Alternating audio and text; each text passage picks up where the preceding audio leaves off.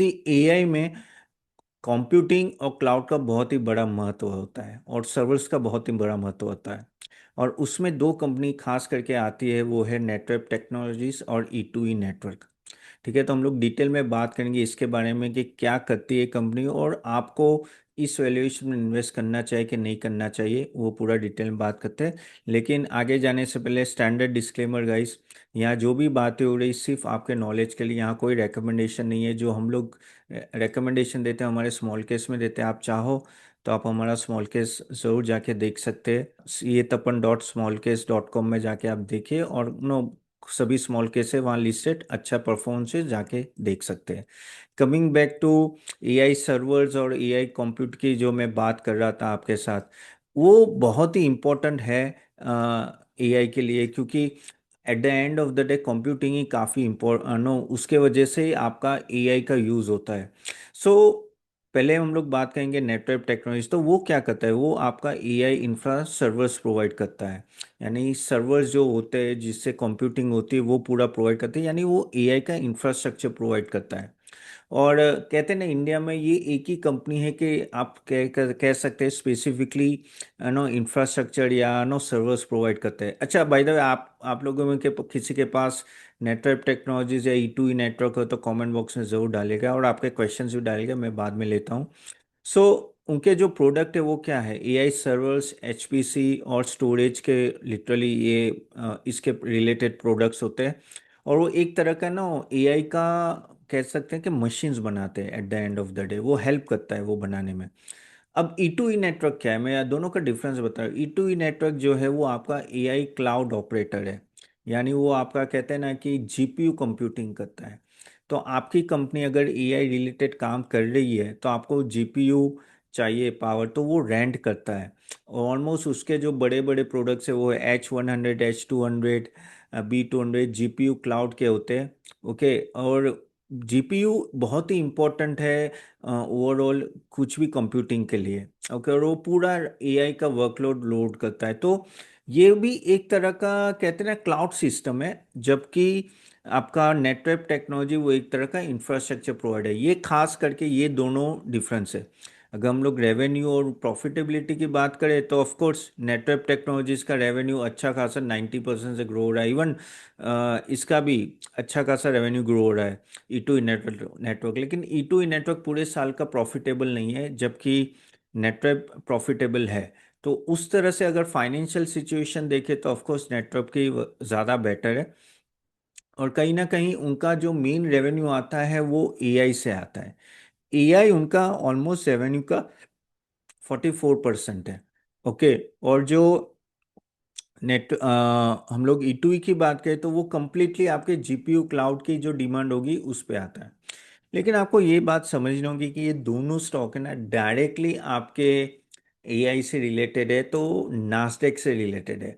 अगर नास्डेक गिरता है तो ये भी गिरता है, तो वो बहुत ही देखना पड़ेगा। आपको याद हो तो, अच्छा काफ़ी लोगों के पास है, हाँ। ओके, सो अगर आपको याद हो तो कुछ एक दो वीक पहले जब सडनली स्टॉक्स गिरने लगे थे, ये सब एनवीडिया ले लो या नो ब्रॉडबैंड ले लो, मेटा ले लो, इवन टीएसएमसी कोरिया के, तो ये भी कोरिया के स्टॉक्स, तो ये भी स्टॉक्स गिरने लगे थे। तो वो काफ़ी लिंक है, तो वो चीज़ आपको थोड़ा ध्यान में रखना होगा, वो वॉलेटिलिटी बहुत ही रहेगी। ओके, अब ये एक बात समझ लो, ये कोई सेमीकंडक्टर, ये कुछ मैन्युफैक्चरिंग नहीं करते। हाँ, सर्वर्स नेटवर्क वो हेल्प करते सर्वर्स बनाने में, ऑल दैट।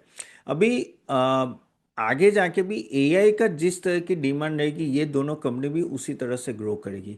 लेकिन जो पॉजिटिव थिंक है इन दोनों कंपनी की कि इंडिया में भाग्य यानी उनके कोई कॉम्पिटिटर बड़े नहीं है जो है, लेकिन ये स्पेसिफिक एआई रिलेटेड बहुत ही कम कंपनीज है, उसमें से ये प्री डोमिनेंट कंपनी है। बाकी होगी तो छोटी छोटी होगी। So that is what you have to keep in mind. लेकिन वॉलेटिलिटी रहेगी। अगर हम लोग स्ट्रेंथ देखें तो ऑफ कोर्स हम लोग अगर नेटवर्क की बात करते हो तो उसका काफ़ी अच्छा प्रॉफिटेबिलिटी है, तो वो है। लेकिन जबकि हम लोग ई टू ई का देखें तो अभी भी आप देखो क्वार्टर टू क्वार्टर ना ऊपर नीचे रहते हैं। मैं आपको फाइनेंशियल्स भी दिखाऊंगा just to show you here, let me show the financials, तो आपको थोड़ा ज़्यादा पता चले अच्छी तरह से। सो टॉकिंग अबाउट फाइनेंशियल्स भी अगर हम लोग देखें तो ये देखिए, ओवरऑल मार्केट कैप देखिए, ऑफ कोर्स नेटवर्क 28,000 करोड़ की, यानी एक तरह की मिड कैप कंपनी है। E2E कंपेटिवली 8,000 करोड़ की कंपनी है। लेकिन आप देखिए कि किस तरह से ये स्टॉक भागा है। ओके, 1700 से 5200 भागा है, यानी अच्छा खासा वो अपने बॉटम से भागा। E2E भी अपने बॉटम से अच्छा खासा भाग चुका है। ठीक है। अगर अगर हम लोग देखें तो पी रेशियो देखें तो बहुत हाई है, 140 का ऑलरेडी नेटवर्क चल रहा है, यानी महंगा तो बहुत है। लेकिन इसका जो मैंने कैसा ना, रेवेन्यू ग्रोथ 80-90% से ग्रो हो रहा है, तो वो उसके वजह से हो जाए। अगर just to show you here, आप देखिए कि नो आप देखिए ये किस तरह से नो ओवरऑल नेटवर्क का आप देखिए कि 300-200 करोड़ का था, अभी देखो 700 करोड़ का रेवेन्यू हो गया। आप देखिए किस तरह से भाग रहा है। इवन इसका भी भाग रहा है E2E, लेकिन स्लोली। लेकिन इसका प्रॉब्लम ये है कि इसका प्रॉफिटेबल नहीं है, दैट इज अ प्रॉब्लम। ये देखिए E2E नेटवर्क आप देखिए ये प्रॉफिटेबल नहीं है, and that is why no ये काफी महंगा स्टॉक हो जाता है। जस्ट वो AI के वजह से भाग रहा है। ओके, एंड इसलिए थोड़ा केयरफुल लेने की ज़रूरत है। अगर हम लोग 5 साल का सेल्स ग्रोथ देखें तो देखिए ये नेटवर्क का 72% है, E2E का 47% है। ROE ROC देखे तो नेटवर्क का अच्छा है, कोई डाउट नहीं है, काफ़ी बेटर है कंपेरेटिवली। अगर मैं एक मिनट, अगर मैं इबिटा मार्जिन भी देखूँ, ईवी बाई इबिटा देखूँ, तो ईवी बाई इबिटा देखिए 94 है, जो बहुत ही हाई है, और इसका 52 है। और यहाँ एवरेज वर्किंग कैपिटल डेज, ये क्यों आपको देखना पड़ता है कि आपको पता चले कि वर्किंग कैपिटल कितना है। जितना हाई होगा वो प्रॉब्लम है। तो इसका हाई है लेकिन इसका नेगेटिव है। तो ओवरऑल इसमें देखे, लेकिन एक चीज़ देखनी है, यहाँ ऑपरेटिंग मार्जिन को यहाँ 13% है, इसका वॉल्यूम अच्छा है, लेकिन यहाँ 51% है। ओके, तो कंपेरेटिवली E2E नेटवर्क का उस तरह से नो प्रॉफिटेबिलिटी मार्जिन सही है, लेकिन सही ना कहीं ये लोग है ना बहुत बड़ा इंफ्रास्ट्रक्चर में इन्वेस्ट करते हैं। इनके जो चिप्स होते हैं ना, वो एनवीडिया के चिप्स होते हैं, और वो बहुत ही कॉस्टली होते हैं। प्लस काफ़ी हद तक ये डिपेंडेंट होते हैं फॉरेन सप्लाई के, यानी और एनवीडिया के चिप्स हो गए या TSMC के चिप्स हो गए। जैसे सर्वर बनाने हैं तो आपको ये सब चिप्स चाहिए ना। ये जब नेटवर्क टेक्नोलॉजी चिप पूरा सर्वर बनाते हैं, तो अगर वहाँ भी अगर कोई प्रॉब्लम आती है, सप्लाई चेन में आपके प्रॉब्लम आते हैं, तो इनको डायरेक्टली प्रॉब्लम आ जाती है। सो वो आपको हमेशा देखना है कि भाई लॉजिस्टिक्स में प्रॉब्लम नहीं है, क्योंकि हम लोग ये सब बना नहीं सकते। TSMC से भी काफ़ी चिप्स आते हैं। अब जब हम लोग नेटवर्क की बात करें, E2E की बात करें, तो वो कंप्यूटिंग पे। कंप्यूटिंग का क्या होता है कि जैसे कोई कंपनी AI के प्रोडक्ट्स बना रही है या कुछ है, तो उसको ये बाय करना पड़ता है, तो वो काफ़ी हद तक डिमांड एंड सप्लाई की बातें आ जाती है। तो दोनों में उस तरह से आपको थोड़ा नो देखते रहना है कि वहाँ से किस तरह से डिमांड। लेकिन मुझे जो लग रहा है कि यहाँ से भी प्रॉब्लम तो नहीं आनी चाहिए, क्योंकि डिमांड अच्छी खासी AI की है, और आगे जाके भी रहेगी, और यूज़ हो रहा है। लेकिन आगे दूसरा, आगे जाके डेटा सेंटर्स काफ़ी आने वाले हैं। अब डेटा सेंटर्स बड़े बड़े आएंगे, तो आपको सर्वर्स की ज़रूरत पड़ेगी, आपको कंप्यूटिंग की ज़रूरत पड़ेगी। तो यही तो कंपनियां हैं जो अच्छे खासे नो प्रोडक्ट्स प्रोवाइड कर सकते हैं और क्लाउड सर्विस प्रोवाइड कर सकते हैं। So this is what you have to keep in mind. अगर मैं प्रॉफिटेबिलिटी देखूं, तो आगे जाके E2E नेटवर्क में लास्ट क्वार्टर प्रॉफिटेबल हुआ, इसलिए वो तुरंत ही भाग गया, बहुत अच्छा खासा भागा। लेकिन हमें वो देखना है कि ये सस्टेनेबल है क्वार्टर टू क्वार्टर। ठीक है। आगे और अगर हम लोग सर्वर की डिमांड देखें दोनों, तो सर्वर की डिमांड बढ़ रही है, धीरे धीरे बढ़ रही है। तो आपको एजम्पशन लेके चलना है कि हाँ भाई आगे जाके भी बढ़ेगी।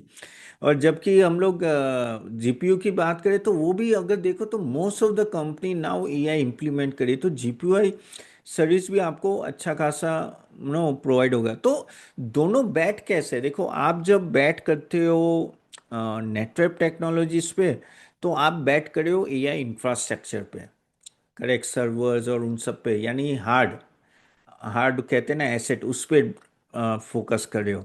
जब आप E2E पे बैठ कर रहे हो, तो वो आप कंप्यूटिंग पे बैठ कर रहे हो। कंप्यूटिंग क्या होता है कि आपको वो जो कुछ भी नो कैलकुलेशन करना है एंड ऑल दैट, तो आपको कंप्यूटिंग चाहिए। जैसे आप जब ChatGPT में कोई प्रॉम्प्ट डालते हो, तो वो अपने आप कंप्यूटिंग करता है। ओके, और फिर वो आंसर करता है, यानी प्रोसेस करता है वो। तो वो जो प्रोसेस करता है ना, वो प्रोसेस जो होता है ना वो कंप्यूटिंग कहते हैं, तो वो बेसिकली आपका E2E नेटवर्क प्रोवाइड कर रहा है। सो अगर हम लोग देखें तो आगे जाके भी यहाँ तो फायदा होगा ही होगा। द ओनली थिंग इज क्योंकि इनका फिक्स एसेट और कहते हैं ना कि कैपेक्स बहुत ही बड़ा होता है, तो इसलिए अगर आप देखो E2E अभी भी पॉजिटिव नहीं, तो उनको बहुत ही फास्ट ग्रो करना पड़ेगा in order to come to the profitability. Hopefully करेंगे, लास्ट क्वार्टर उन्होंने दिखाया है, आगे के क्वार्टर भी करेंगे। अभी आपका मेन क्वेश्चन होगा कि तपन करना क्या है, वो बताओ कि ये सब सही है, स्टॉक्स अच्छे एंड ऑल दैट। देखिए करना तो यही है कि आपको एक गुड फेथ पे आगे जाना पड़ेगा कि भाई 3 साल 5 साल में एआई बहुत बड़ा होगा तो ये कंपनी भी अच्छा करेगी, और एक तरह से यही दो कंपनी है जो कंप्यूटिंग और सर्वर में प्रोवाइड करेगी। आगे आएगी कंपनियां, ऐसे नहीं बोलो नहीं आएगी, लेकिन ये है अभी। ठीक है, तो उस तरह से लेना हुआ तो आपको अभी महंगा लगे तो बाय ऑन डिप्स कैटेगरी में भी ले सकते हो। अगेन कोई रिकमेंडेशन नहीं है गाइस, जस्ट फॉर नॉलेज है। लेकिन हाँ, ये स्टॉक वॉलेटाइल रहेंगे, लेकिन हाँ प्रीमियम हमेशा ड्राइव करेंगे, क्योंकि कहते हैं ना कि मैंने जैसे बोला कि ऐसे कोई स्टॉक्स अवेलेबल नहीं है मार्केट में। So this is what you have to keep in mind जब आप ये सब स्टॉक्स को देखते हो। क्योंकि काफ़ी टाइम हमें लगता है कि भाई नो यहाँ कहीं ना कहीं जोल है या स्टॉक बहुत भाग चुके हैं, लेकिन जब एआई नाम आ जाता है ना आपके स्टॉक के सामने, तो वो स्टॉक अपने आप भाग जाता है। आप देखो यार यूएस में कैसे स्टॉक्स भाग रहे हैं ऑल दैट, लेकिन उनके वैल्यूएशन काफ़ी डिसेंट है। क्यों? क्योंकि वो उस तरह से ग्रोथ भी दिखा रहे हैं। तो क्या ये ग्रोथ दिखाएंगे, वो बहुत बड़ा क्वेश्चन मार्क है। But I am honestly I am positive on all both the stock, उसमें कोई डाउट नहीं है। बस जो मैंने आपको बोला है वो चीज़ आपको ध्यान में रखनी है, दोनों